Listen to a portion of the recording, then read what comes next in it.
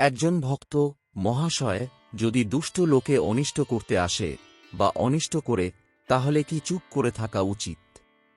শ্রীরামকৃষ্ণ, লোকের সঙ্গে বাস করতে গেলেই দুষ্ট লোকের হাত থেকে আপনাকে রক্ষা করবার জন্য একটু তমোগুণ দেখানো দরকার, কিন্তু সে অনিষ্ট করবে বলে উল্টে তার অনিষ্ট করা উচিত নয়। এক মাঠে এক রাখাল গরু চড়াত। সেই মাঠে একটা ভয়ানক বিষাক্ত সাপ ছিল। সকলেই সেই সাপের ভয়ে অত্যন্ত সাবধানে থাকত। একদিন একটি ব্রহ্মচারী সেই মাঠের পথ দিয়ে আসছিল।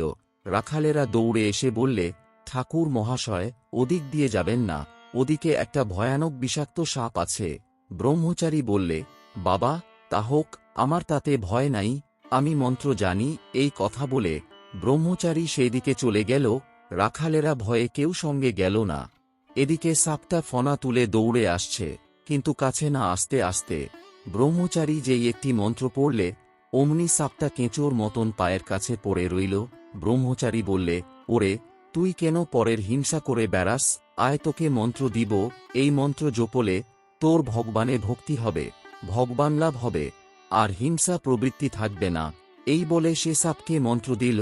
সাপটা মন্ত্র পেয়ে গুরুকে প্রণাম করলে আর জিজ্ঞাসা করলে, ঠাকুর, কি করে সাধনা করব বলুন? গুরু বললেন, এই মন্ত্র জপ করো, আর কারো হিংসা করো না। ব্রহ্মচারী যাবার সময় বললে, আমি আবার আসব। এইরকমে কিছুদিন যায়। রাখালেরা দেখে যে সাপটা আর কামড়াতে আসে না। ঢেলা মারে তবুও রাগ হয় না, যেন কেঁচোর মতন হয়ে গেছে। একদিন একজন রাখাল কাছে গিয়ে ল্যাজ ধরে খুব ঘুরপাক দিয়ে তাকে আছড়ে ফেলে দিলে। সাপটার মুখ দিয়ে রক্ত উঠতে লাগল, আর সে অচেতন হয়ে পড়ল, নড়ে না, চড়ে না।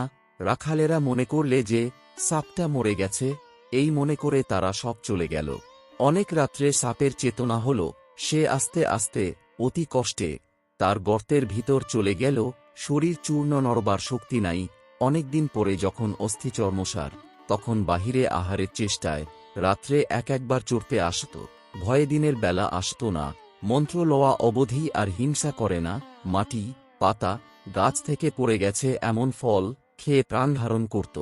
প্রায় 1 বৎসর পরে ব্রহ্মচারী সেই পথে আবার এলো। এসেই সাপের সন্ধান করলে। রাখালেরা বললে, সে সাপটা মরে গেছে।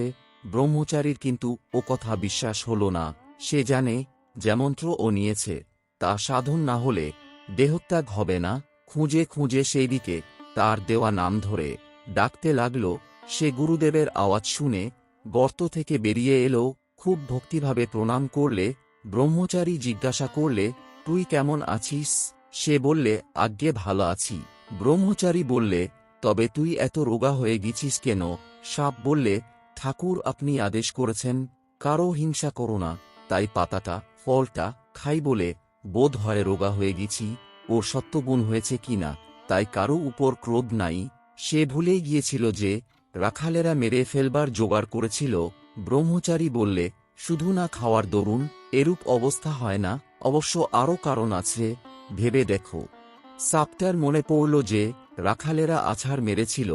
তখন সে বললে, ঠাকুর, মনে পড়েছে বটে, রাখালেরা একদিন আছাড় মেরেছিল। তারা অজ্ঞান, জানে না যে আমার মনের কি অবস্থা। আমি যে কাহাকেও কামড়াবো না বা কোনরূপ অনিষ্ট করব না, কেমন করে জানবে? ব্রহ্মচারী বললে, ছি, তুই এত বোকা, আপনাকে রক্ষা করতে জানিস না? আমি কামড়াতে বারণ করেছি, ফোঁস করতে নয়। ফোঁস করে তাদের ভয় দেখাস নাই কেন? দুষ্ট লোকের কাছে ফোঁস করতে হয়, ভয় দেখাতে হয়, পাছে অনিষ্ট করে তাদের গায়ে বিষ ঢালতে নাই, অনিষ্ট করতে নাই।